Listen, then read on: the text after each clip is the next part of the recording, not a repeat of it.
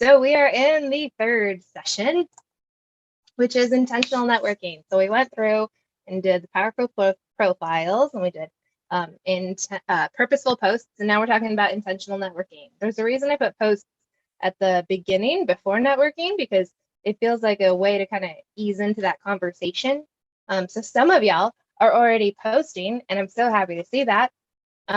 And I'm sure some of y'all are already naturally starting to network, which is beautiful to witness. I'm really excited for y'all. Okay, so remember, I am neurodivergent, trauma-informed. It's really hard for me to hear tone, so emojis are great if you message me. I've been a professional writer for 12 years, and now I'm an IT. Cameras on and off, your choice. I think it's just off for y'all. Please have mute on. That will help me a lot. All the questions to ask, if you have any, you will put them in this form. You can scan it with your phone. You can also use this URL here. All the questions that get answered will be there first. And then if we get through all those, then maybe we'll move into the Zoom ones. Sometimes that's happened, but best bet is this form. The chat's for y'all. And remember, the session's being recorded. Okay, so let's talk about why we network. When you're job hunting, and I'm taking this presentation from a job hunter perspective, but I assume there's some similar stuff for clients. When you're job hunting, you just have those advertised jobs, and you often just go there and apply, and then you see posts on, I see posts on LinkedIn that are like, I've applied for 50 jobs and no one's gotten back to me. Because that's this part of the iceberg. So there's the company posting the job ads, maybe other places that have job boards, but really when we network, we enter this hidden job market. So a hidden job market, this is things like referrals. These are backfills. So backfills are when someone gets promoted and then they need to hire that person's old role. And then of course, internal hires, which you don't exactly have access to when you're not in the company itself, but you do have access to these referrals. And you also, and I'm not talking about a traditional official referral program, because yes, there are those. I am also talking about simply knowing someone. So for instance, my partner runs an ed tech business. He's needed a couple of interns. And the fact that people know me and I know what he needs, I've been able to introduce him to people. So that's why you want to network, because people are the reason other people get hired. You don't want to be this green individual. We want to be at least this one, dipping down and having conversations with people. Maybe this one if you're getting really good at networking. So we want to hit that hidden job market. Now, there's this phrase, it's not what you know, it's who you know.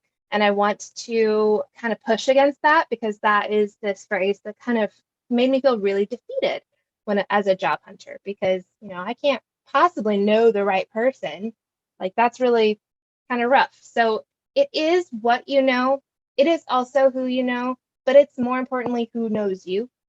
So for instance, if I needed to find a job pretty quickly, if I was part of layoffs and stuff, I've been keeping my network nice and warm. I've been talking to people. I've been helping individuals, and I'm sure that I could post and say, hey, I'm on the job market now, and I'd probably have some offers, or not some offers, some, referrals, some, hey, my company's hiring, all sorts of things like that. So this is part of why you want to expand your network. Networking is not collecting. These are not Pokemon cards. This is not, watching your numbers go up high. LinkedIn recommends 500 at least. That's about the amount that I stopped actively trying to get more and more and more and more. And even then, I would have told 2020 Mandy to chill and be a little bit more intentional about it. Quality is what matters more than quantity. So all of these hey, this is connection day. Everyone who's open to connect, put it in the comments. And then you connect. If you're not actually following through with any of that and having a conversation to get to know that person, to know what they like about their company and what they do, what problems they solve, you're just adding a number to that connection stuff. And it's not, speed's not your friend. It's not about, getting as many numbers as quickly as possible. It's about having actual conversations. People are behind the profiles and the messages that you send. And it is important that we remember that and we keep that moving forward. So, how to intentionally network on LinkedIn. So, a few things. You probably already know this, but I'm just going to go over it anyway. You can connect with former colleagues and alumni. I would recommend only connecting with former colleagues that you would actually want to continue to work with, who would actually give a decent referral if given the chance. That micromanaging principal, that toxic teacher team you were on, like if you don't want to work with them, I wouldn't worry about connecting with them. In fact, I've had some mentees concerned that their principals will see them active on LinkedIn and make their lives harder, and I've recommended just blocking those individuals. So former colleagues and alumni that you enjoyed, that like added to your life, made you happy to come to work. Connect with your readers and your audience. So all y'all that are posting now, it's really easy to send a quick connection request after you've had a conversation in your posts. So I've done this actually pretty recently. I had a post about working remote, and a manager shared their take on that. Shared their take on that. And I reached out and I said, thank you so much for sharing your point of view. I'd really love to connect. So it can be as easy as that. There's also professional groups on LinkedIn. All of the professional groups that you join add to your ability to see other individuals, even if you don't have second level connections. So I do recommend joining those groups. I am active in a few of them, but I'm like a part of a lot of them because I understand that kind of spreads out some of your influence and your ability to see individuals and opportunities. So that's important.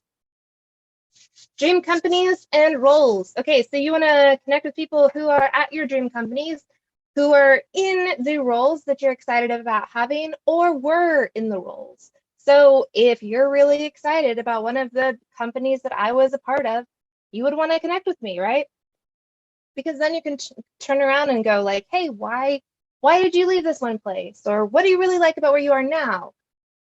The only way you learn those things is because we have conversations with people. You can't,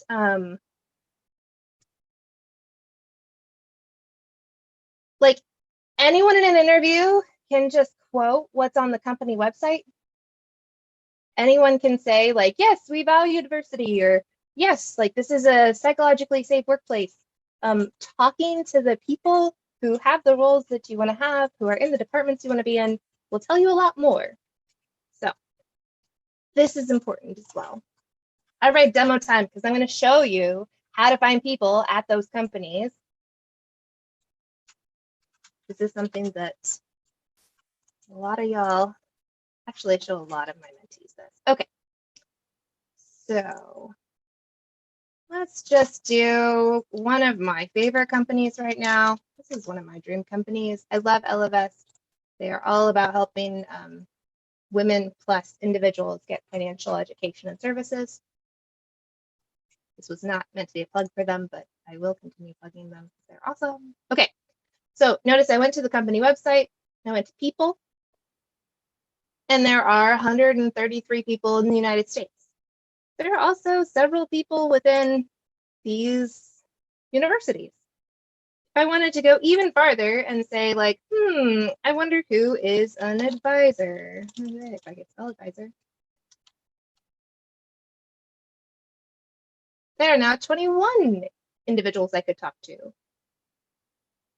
So let's just say this person here. If I was, and this is if I was like, I want to be an advisor, or I want to work at this company in some way.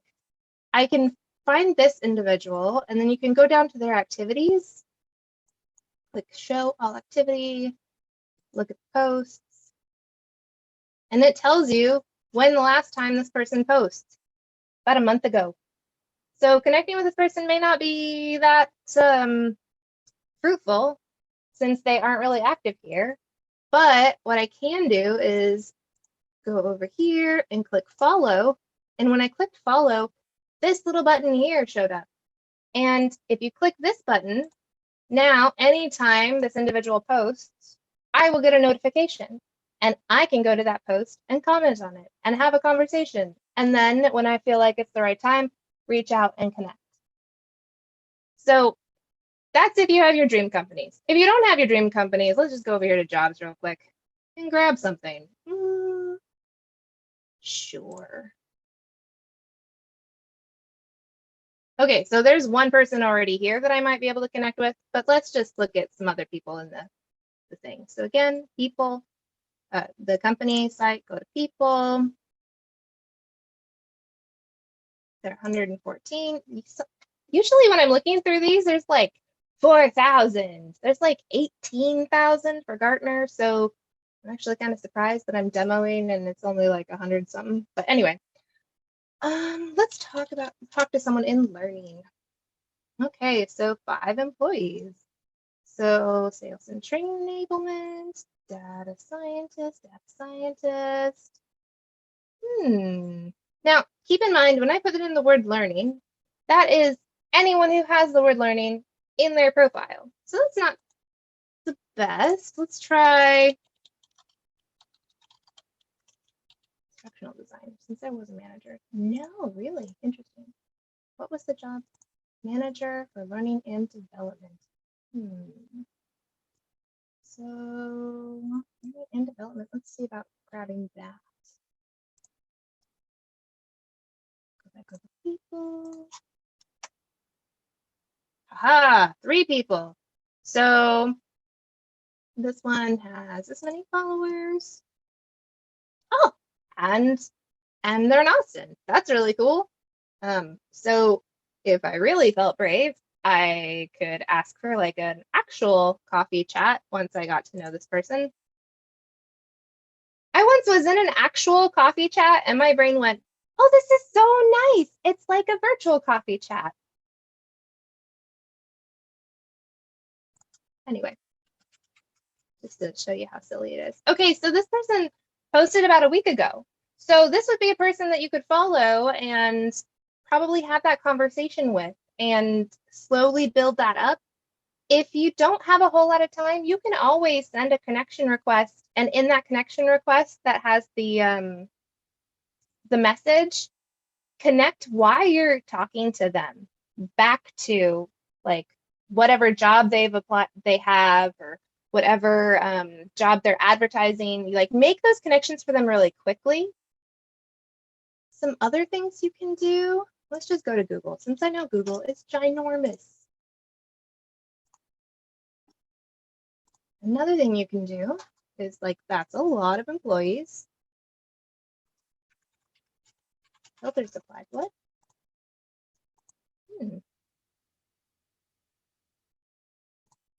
Let's just see.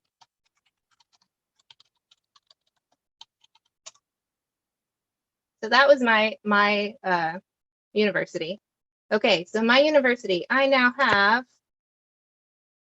162 people I could talk to.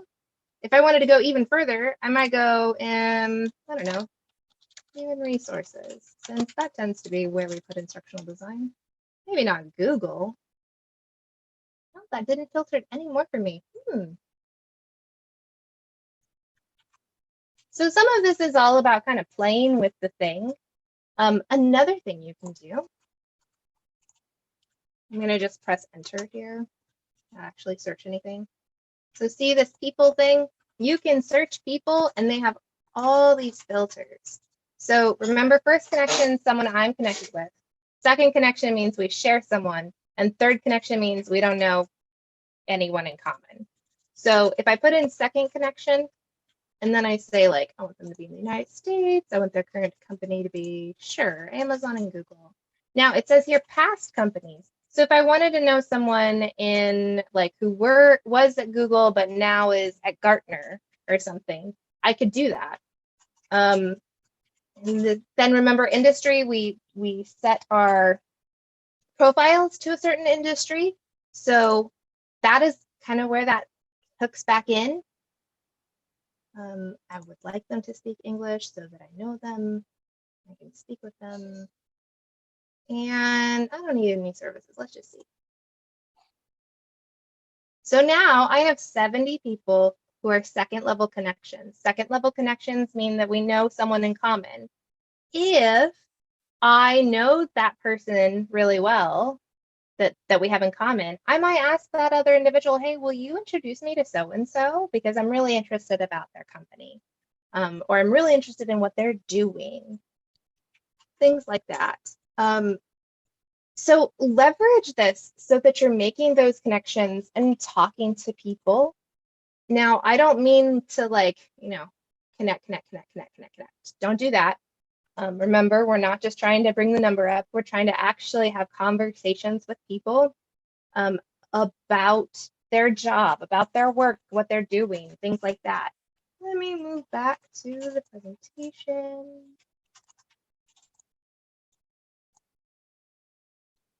Yeah, read their profile. Do read their profile. Like, don't click that connect button unless you've like read through the whole profile. Today, I got like 3 requests, and it was all for like, hey, please help me do better on LinkedIn this way or that way. I have all the links to these on my profile. So someone who's read really carefully can see that and pull that. And like, then they could come back with, I watched this on, I watched your thing on powerful profiles. I have a question about the banner up top. Could I get your opinion on this one or this one? Right? Like that would show some effort on their part instead of getting a like, hey, can you help me with this thing? Because that asks me to do more work for someone I've just met. So try not to be getting something from people right away. You want to be curious. You want to know about them. Explore their links. Read their posts and comments. I've even gotten the like, what's instructional design? And I'm like, no, you can Google. Now, this is something I really like. It's called the 3-minute mentor.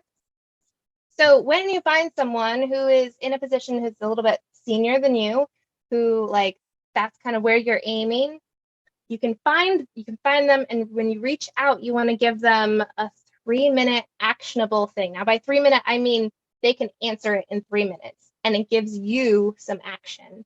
So you might say, hey, I am really curious what authoring tool I should learn next. I think it should be this one or this one. Which one do you use at your company? Right? So really quick, which one should I learn next? And then when they give you that answer, go do that thing. Go do that thing. Go learn the tool. Go read the book. Go whatever the thing was. Go do it. And then come back. Come back to that person. You say, thank you so much for this feedback on this. I learned XYZ. Now I'm really curious about, and then it's another, they can answer it in 3 minutes and it's actionable for you. And you kind of keep that going because you're showing them that you make the effort and that you're thinking about your own progress, not just expecting someone else to tell you where the path is or what you should do next. And then if and when that person has an opening, or maybe they even move to another company and they realize they have an opening there, like it's creating all these little seeds for people so that they know who you are. Remember, it is what you know and who you know, but it is who knows you. So you want to show versus tell. What else you can do? You can compliment them. Do not compliment anyone's appearance. You do not know what is in their head for bodies and what they may be dealing with. And also, there's plenty of creeps on the internet. So the last thing you want to do is be anywhere close to that. So do not make comments about bodies and compliment about bodies. You can compliment about your profile looks awesome. You could compliment, wow, you're really accomplished in XYZ areas. But try not to go for some of the more easy compliments that we pull that could bring something up for someone. You can tell them that you applied. If you ever use that easy button, which I don't particularly recommend, but if you do, you can always go to that company site, go to people, search for who would be the hiring manager or who would be on that team, and send a quick connection request and say, I hit the easy button for this job. I thought I'd introduce myself real quick. 3 sentences-ish. Like, you don't have a whole lot of characters. And that's what I really like about that space, is that it has to be quick. It has to be small. And so you got to make every word count.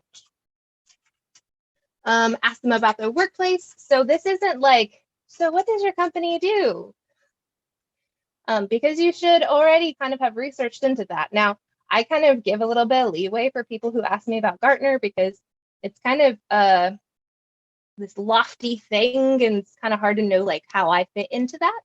And so I'm okay with people who reach out to ask me, and I kind of, well, I think it's this, I think it does, we do things this way. But anyway, you should at least have reached out and to see like on their website what they do, what they care about, those sorts of things. And then you can go back and say, hey, I read this about your company.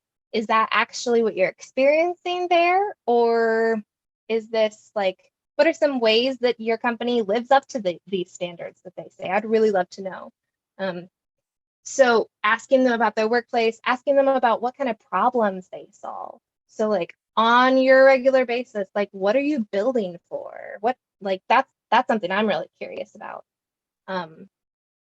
At one point, I saw a job ad for a culinary school that uses virtual reality to teach. So everyone's like distanced. It's all online, and they're using virtual reality. And I reached out to the director there because I was really curious about what they use and how they use it and how that connects back to culinary school, because you would think that you'd have to like physically be in the presence of whatever it is you're doing to learn it. And I got into a coffee chat with her. She explained all this stuff, and then it quickly turned into a job interview because I was curious. And granted, I didn't ask for a job interview. I reached out to ask about how they're using virtual reality. So curiosity is your friend here. Thank them, yeah, and with the easy ask. The easy ask is the 3-minute, you can answer it in 3 minutes. Not a whole lot of work on them. You want to be curious and you want to follow up. So if they tell you like, I'm going to be on vacation for whatever, get back to me on this date, do that. Use Google email to like send yourself an email into the future to remind yourself to go talk to that person again. If they say something like, like I tell my mentees, good luck on their interview days. I remember that and follow up because I'm using Google scheduling through my emails. So super helpful. Do follow up. And remember that like people aren't opportunities, and people aren't people aren't a method to get what you want. Like people are relationships. And so the more that you can prioritize those relationships, the stronger your networking is actually going to be versus a lot of the other things you see on the internet. So now we have questions. I don't know if we're still having audio issues.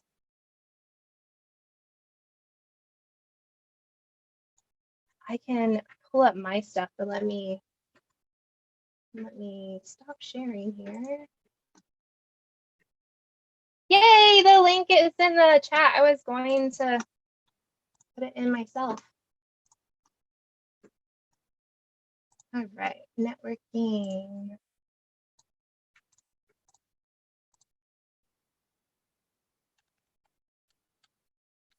How do you respectfully reach out to recruiters? So I'm pretty sure I got this one asked like a while back. For me, respectfully reaching out to recruiters is connecting those dots. So it shouldn't be I'm so excited about this position because it's 5 minutes away from my house. That's all about you. You want to make it all about them. So I saw that you have this position open. I've applied. Here are the top 3 accomplishments that fit with this. I'd love to talk to you about this or other positions that you think fit my profile or my background, and just sign off. It should be really quick because they don't have a whole lot of time.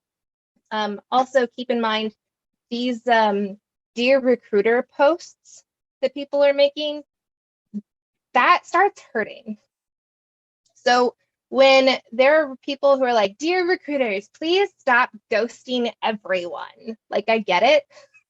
I get the feeling of like wanting to vent and send that out, but consider that recruiters are often filling a lot of positions all at once. And so there's only so much juggling they can do. This isn't me saying that it's okay for anyone to ghost. I would just be careful of what posts you make that are any like, dear hiring manager or dear recruiter. You are actually talking to someone when you make those posts. So just kind of keep that in mind. Oh, also, if you're reaching out to recruiters through your LinkedIn, you are reaching out to their personal profile. I did not know this. Recruiters actually have like a LinkedIn recruiting tool that they use that like I guess gets filtered through and uses their profile-ish. But if you're ever reaching out the other way, you are sending it to their personal account, their personal, like their professional profile that is not necessarily connected with the company. So just kind of keep that in mind, like having that context is really helpful.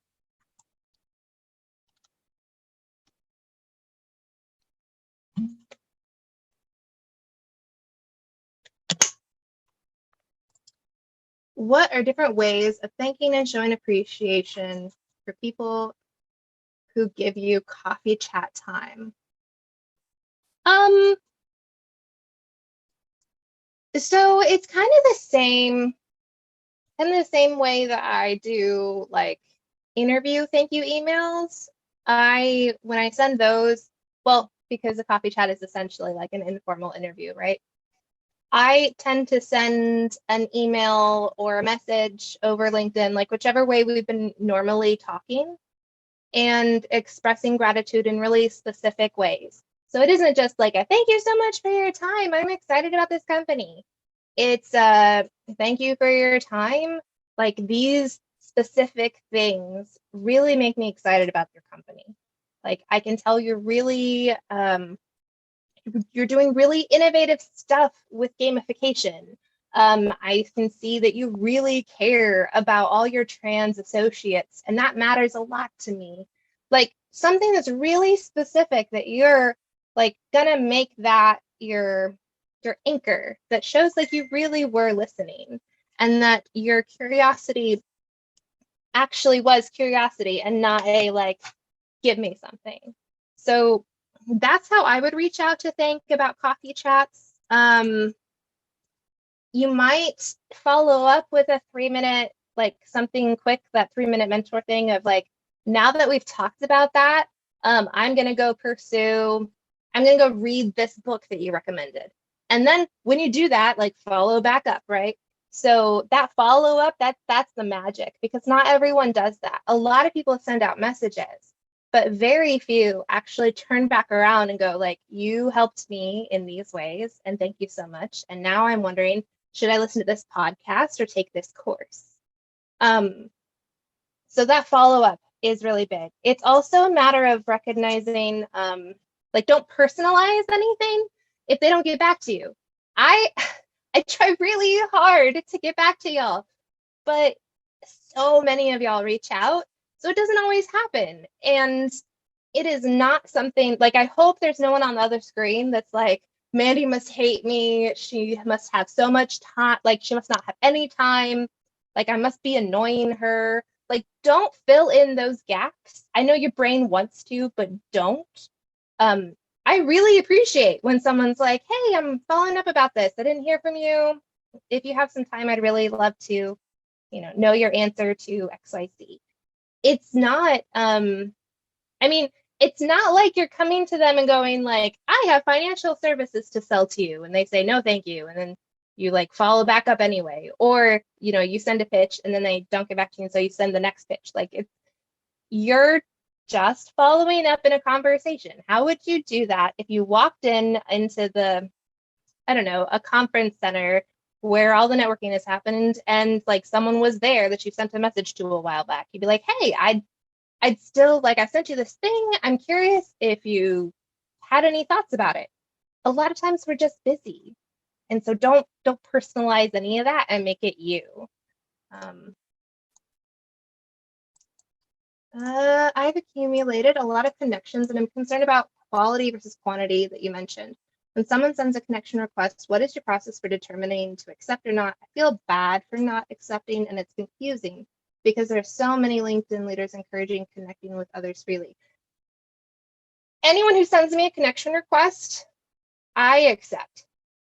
Now, the person who then goes, I'm so glad we connected. I have followed you in these ways, and I listened to your podcasts on this. And I like, it really means a lot to me that you care about transitioning teachers. Like anyone who can actually follow that up with a message that is real and concrete and not just a like, thank you for connecting. I remember them. I like anyone who's sending you a request, they're initiating that conversation. Side note, stop thanking people for pressing a button. Like that's literally what we do when we accept a connection request. Stop thanking them for pressing a button and start actually having a conversation.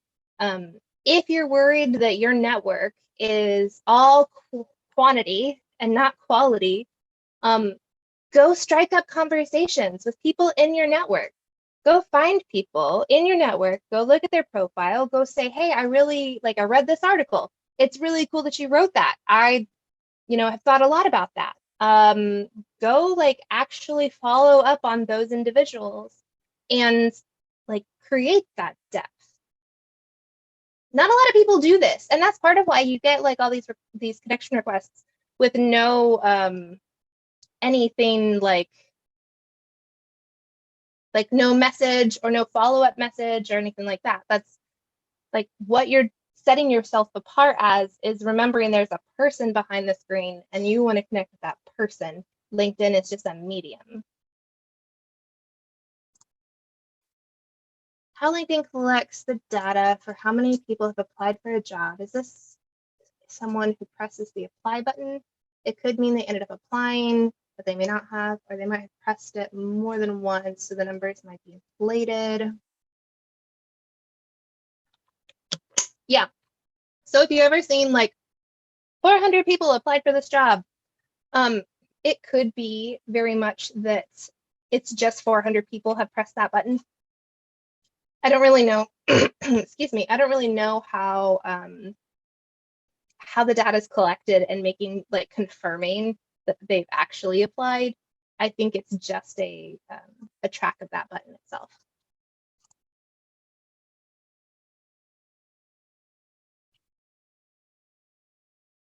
Not a question, but I have learned a simple, sincere thank you goes a long way with networking. Yes, absolutely. It goes a long way. And then you also want to continue the conversation. So like 2020 Mandy was jumping on LinkedIn and thanking everybody for things. And like I was being really sincere about everything. But if all you're saying is thank you, the other person just says you're welcome, and then the conversation ends. So a thank you that is, hey, like your work really matters in these ways. I really admire this. I'm thinking about doing this. Do you know anyone who might be interested in XYZ? Are there openings at your company for XYZ? Like, just because a company doesn't have that job listed doesn't necessarily mean there isn't an opening. Remember, there's that internal networking thing that can happen. And like sometimes a position is like under review and isn't like in the job ad yet. So like, and then also like when I was at Berlitz, I knew I was going to be leaving for my next role. And I knew, obviously, before my managers, And I reached out to contacts who had those skills that I like, hey, I really loved working with these people, and I would love to turn your resume in with my resignation letter. And kind of like prop people up, right? So yeah, make those connections. Like you never know about opportunity unless you're like pointed at that thing and like forever talking about like why things matter to you and where you would like to be going. That isn't to say you're asking for something from everyone. Like it isn't like a, hey, I want this job, hire me. It isn't a it's more of a, I'm really excited to run towards this thing, and the things you've done here have helped me. Thank you so much. I would be really interested in any opportunities you might come across. Things like that. By the way, I am like saying all of this, and I don't know if it's coming across as like easy as like, oh wow, Mandy like totally knows how to craft a message. I've been doing this for a while. So it comes with practice, and you finding your own voice is it's important. So don't like beat yourself up if it isn't coming naturally for a while. Like it's something that takes practice. So if you've reached out to a recruiter or hiring manager, gone through the interview process with them, and been rejected, do you continue to follow them or should you unfollow? Ooh, that's a good question. Okay, if you did not like them, if in the interview you're like, ooh, wow, that person, like I wouldn't really want to work there, I would unfollow them. I wouldn't worry about following up if like that's what came across. But if you were genuinely excited about the position and you're sad that you've been rejected, one of the best things you can do is still follow up. Even if it's hey, like I'm disappointed about this, but I genuinely respect that you know what's right for your team. If something changes with this position or if there's other opportunities in the future, I would be happy to return for further consideration. A lot of people have a hard time rejecting other individuals, right? So a lot of people, they send that rejection and they expect like vileness back. And so you coming back and saying like, this isn't what I wanted to hear. I still think I would have been great because of this. I would still love to continue to connect with you and, follow you or whatever. You're keeping that connection strong. Now, what happens if the person they actually hire ghosts? What happens if the person they actually hire gets a better job in like 2 weeks and is gone?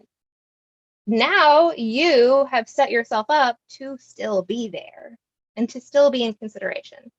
So I wouldn't unfollow. I wouldn't like, I'm so embarrassed, I've been rejected. It's not personal. Just continue forward. Like, thank them for their time. Let them know that you would be excited to return, and that you're grateful they're in your network, like that kind of thing.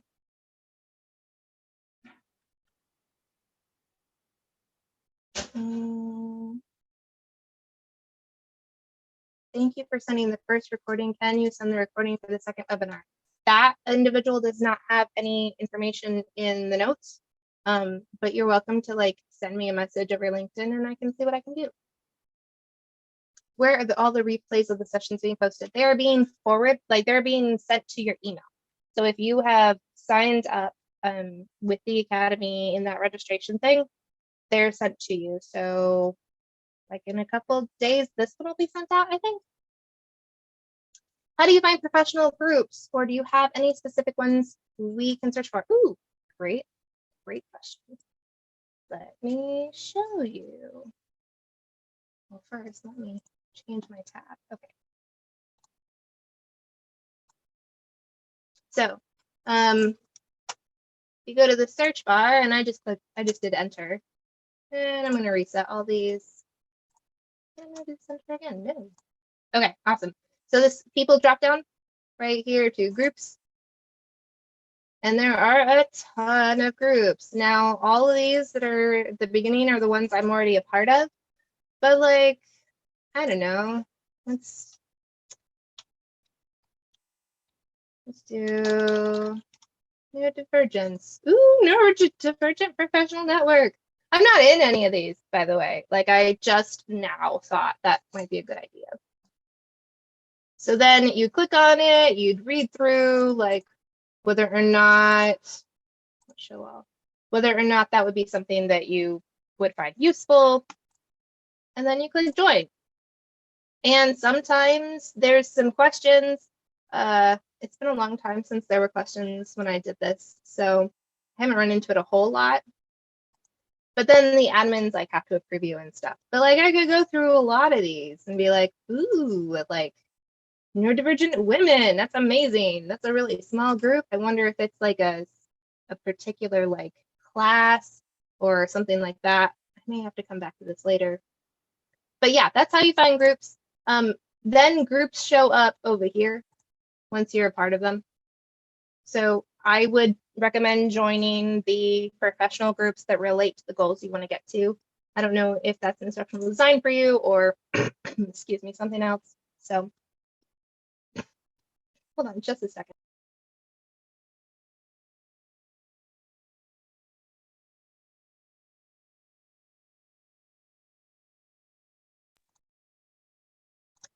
Okay. Yeah. So that's what I recommend. If you're like wanting to go into marketing, join marketing groups or something. Like, I'm not sure what marketing things would do, but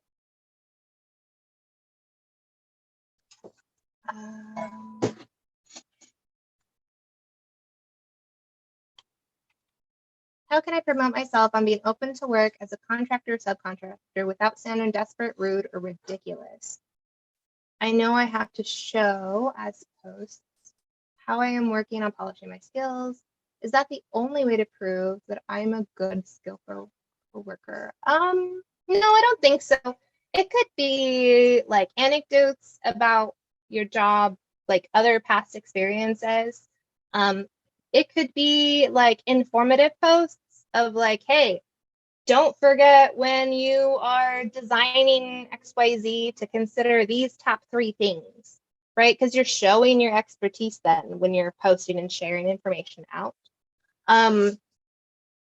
I have heard that when you are selling something online, like on LinkedIn, that you want to spend like only 10% of your posts actually selling.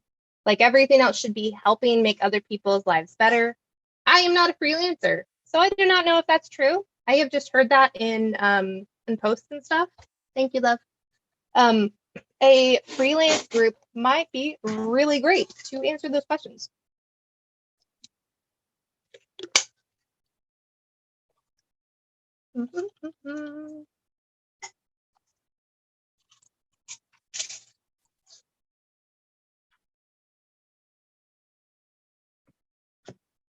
What?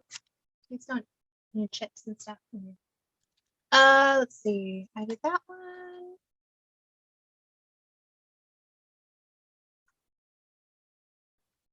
Okay, I think I got all the questions there. Let me see if there's any in the other Q&A. You may have already answered this. How do you find recruiters and or consultants specific to your job interests?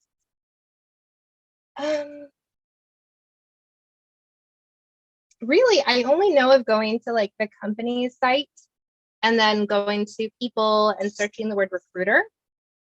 But I don't know about like going to recruiting agencies or if there's like, how do I find an instructional designer recruiter, like who is just getting people for instructional design? I'm not really sure about that. I really don't know. But as for consultants and things, you can go through the people's part and search there. So I should go back to my screen. So people, and then people, there we go. Filters. If you're looking for services, that's this. So if you're wanting like someone in consulting who, I don't know, is also a first level connection in the United States. That's still a whole lot. But yeah, the more you apply these filters and find, like, I'm looking for, I don't know, a resume writer. Let me see.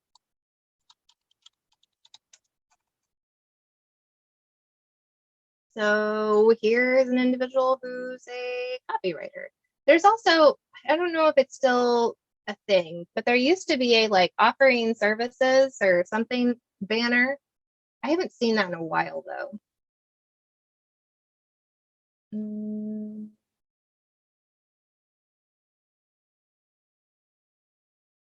Hey, I used to work with him. Well, that makes sense. It's personal connection. Anyway, yeah, that's how I would look for a consultant. If that's what you're looking for, use their search functions. It's a very powerful tool.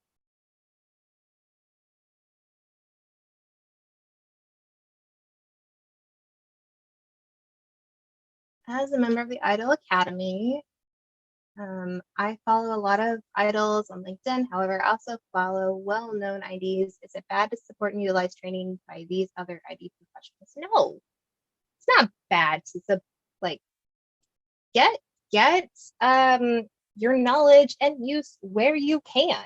Like, it's not like slighting anyone to also learn from someone else. Like, if you're following someone else on LinkedIn to teach you things about LinkedIn, I'm not going to be offended.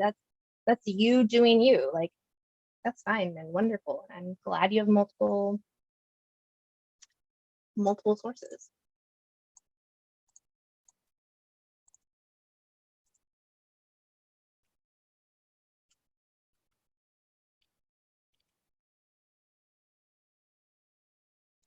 I'm glad you found it helpful. All right. Well, I'll close this out, and there'll be a recording later. Awesome. Thank you so much. Thank you, Mandy. Bye, y'all.